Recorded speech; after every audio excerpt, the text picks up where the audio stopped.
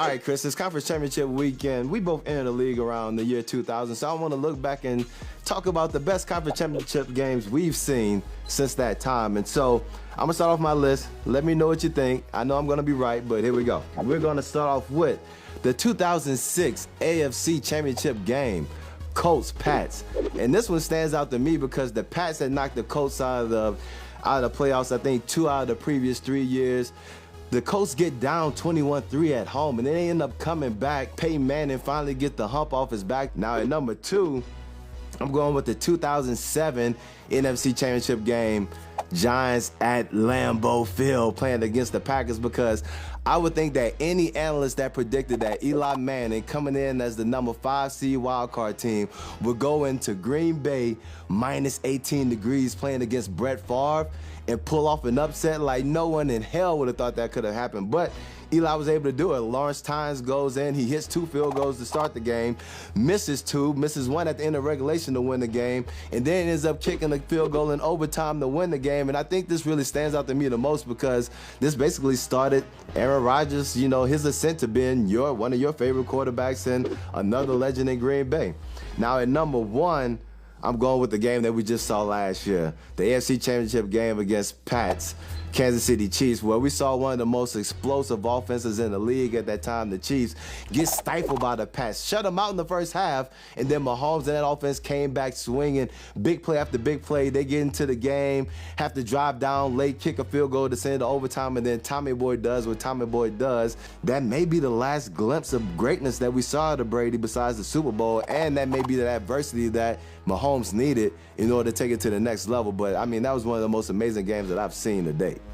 Yeah, well, it's a good list. It is. I'm not going to be mad at you for your list. The ones you have there, I have written down. Now, one of them didn't make the cut for me, all right? So, but I like everything about it. All right, number 3, I'm with you on the 2007 NFC Championship game. It just looks like, oh, man, this is playoff football. You're right. It's Brett Favre's last game. You wouldn't have thought the Giants could go up there and kind of pull off that upset against Green Bay, the legendary quarterback, all of that. They do it. They make the kick in overtime that you mentioned about, and then go on and beat the New England Patriots, who are undefeated. So that would be my number 3. My number 2, this one's not on your list, I'm sorry, is Viking Saints 2009, yes. Okay? I'm going back to Brett Favre here. But to me, this was an unbelievable football game. First off, so fun, back and forth moments, big turnovers, Adrian Peterson fumbling when you think, man, the Vikings got this game in control, everything's going good. I just remember that stadium being so loud that night.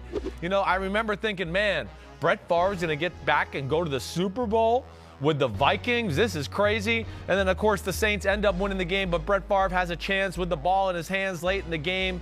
Gosh, he still had that guy open, but he had to throw the ball across the field down the middle, which Brett Favre does from every now and then, as we know.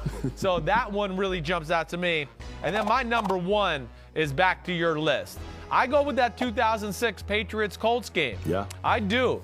I think that was the best championship game I saw in the 21st century, all right? Just the magnitude of it. First of all, it was Brady and Manning.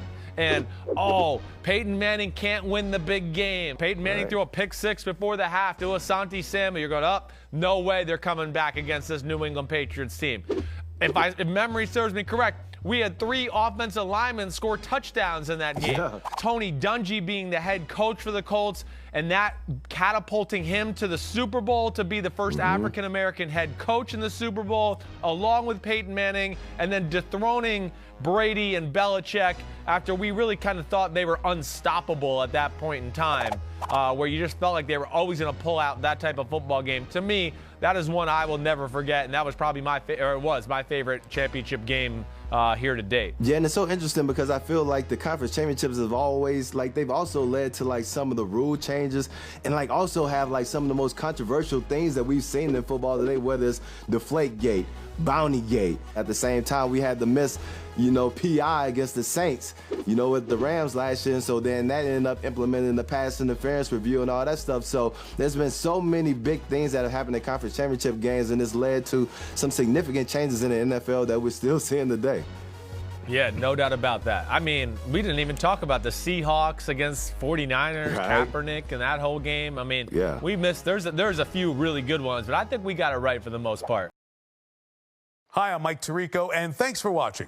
Make sure to hit subscribe for the latest news and highlights from NBC Sports.